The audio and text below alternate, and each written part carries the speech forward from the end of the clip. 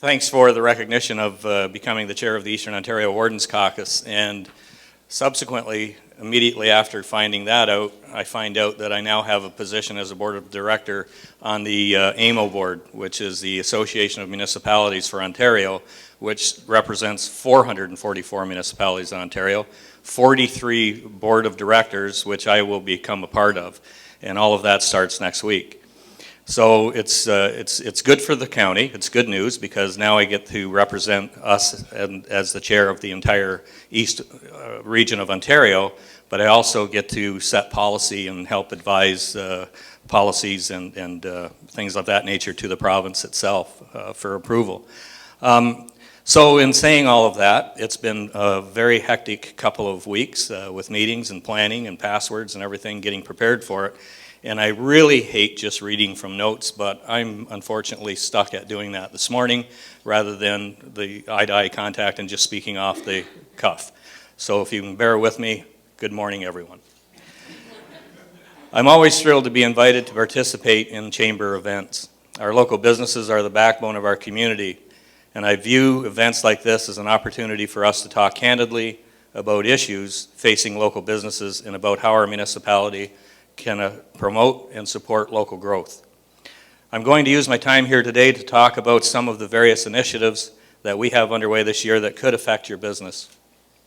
I'd like to start though by talking a little bit about the rationale behind these initiatives, to give you some insight into the basis of these policies. Our government has been making very concerted efforts to focus our resources, which as a small municipality are relatively limited, towards achieving key priorities for our community. Late last summer, Council passed a new corporate strategic plan that laid out the priorities for our government over the years to come. These include creating a community with stable employment and affordable housing, maintaining stable community health care, promoting a business-friendly environment, maintaining our rural and historic character, and achieving financial stability in our government. Throughout 2017 and beyond, the municipality will be focusing its efforts and resources on fulfilling these priorities. In 2016, the municipality's Community Development Department undertook a business retention and expansion study of the county's construction and manufacturing industries. I should note that when I say manufacturing, that includes agri-food producers and wineries. The study identified a number of challenges facing our community, and we are working to align our development efforts at policies at addressing these challenges. One of the most pressing challenges brought to light in the study was the desperate need that businesses have for labor. Issues like the lack of affordable housing, the need for more skills training, and the inability to bring in enough labor during the growing season has restricted our economic growth. There is an undeniable connection between the availability of affordable housing and economic expansion. If we don't have affordable homes or rental properties, it's all the more difficult for workers to make this their permanent home or even to stay here while temporarily employed. Now, there are a number of factors. You have to excuse me, I'm suffering with that man cold. There are a number of factors at play that have made this an issue, and we have a number of initiatives underway to resolve it. Later this month, we will be releasing a request for proposal for a housing development on the old Wellington Arena site. Those proposals will need to include an affordable housing component. Additionally, over the past year, the municipality and some members of our community have been studying the issue of development in the county as part of the Development Framework Committee. This committee is nearing the completion of its review and will be bringing forward a series of recommendations on how the municipality can make the development process more efficient. We are hopeful that by implementing the recommendations brought forward by the committee, we will see an increase in the availability of housing in the county, which includes affordable housing. Beyond the issue of availability of housing, we are still facing problem in workforce attraction. To help address this problem, the county's Community Development Department has a whole slate of activities planned for 2017. Not only will we be holding the annual job fair in Picton, which is already scheduled for February 22nd at the Prince Edward Community Center. For those of you that haven't had the opportunity to sign up, county staff will also seek to promote awareness about available local jobs to potential employees beyond our borders of Prince Edward County. Staff have already coordinated a partnership with Loyalist College to hold a series of hallway takeovers to showcase job opportunities to the county, in the county, to the Loyalist students themselves. County staff will also be participating in job fairs held by post-secondary institutions in Southern Ontario to advertise available jobs to young, skilled workers. If you have job opportunities that you'd like to advertise outside of the county, I highly encourage you to speak with our Community Development Department. Closer to home, the municipality will be offering a new training program for staff of businesses that are on the front line of our hospitality and tourism industry. This Tourism Ambassador Training Program, which will be developed in partnership with Loyalist College, will be available to all county businesses and cover topics such as tourism in the county, how to be an ambassador, and customer service and hospitality training.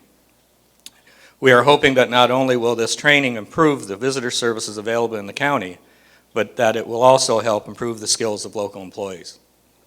This training program is part of a larger initiative that the municipality will be rolling out, a renewed, decentralized visitor services system.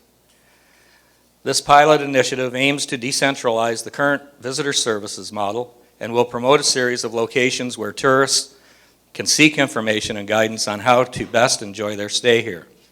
The county will develop and distribute tourism materials to these locations and provide support and guidance as selected partners take on this new role.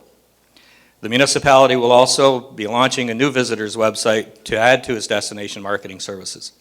The promotion of tourism industry is part and parcel of our broader development strategy and is quite complementary to our other development initiatives driving growth in other sectors. Whether your business is directly affected by tourism or not, I sincerely believe that in the long run you will see great benefits as a result of these efforts.